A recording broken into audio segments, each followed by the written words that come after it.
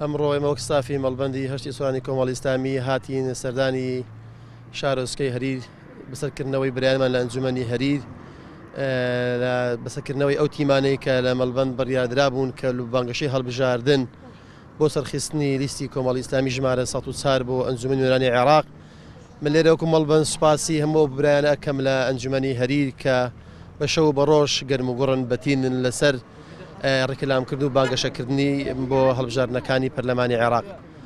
برایانمان هەموومە پێکەوە ئەم شەو بۆ جاری دووەم دەستمان کرد بە بانگشەی هەڵبژاردن بۆ ئەوی لیستی هەڵوێست و مەردایەتی بەرزکەینەوە. داوا لە هەموو خەڵکی کوردستانەکەم بۆ ئەوی متمانە بەو لیستەی بدەن و سەری بێخنی ئینشاءڵڵا بۆ ئەوەی لە سەرکەوتوو دنیا و قیامەت بن.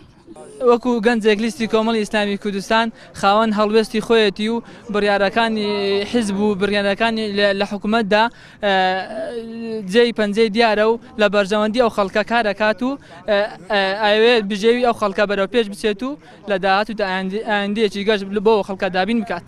وەکو ڕێژە بۆ کاندیدەکان ڕێژەیەکی بەرچاو ئومێدمان پێی هەیە چونکە خاوەنی هەڵوێستی خۆیان بوون لە پەرلەمان و هەم لە حکوومەتیش بۆیە ئومێد دەکەین لیستی کۆمەڵی ئیسلامی کوردستان 104 دەنگێکی زۆر بێنێت و لە چاو خولەکانی پێشوو بەرەو پێش بچین.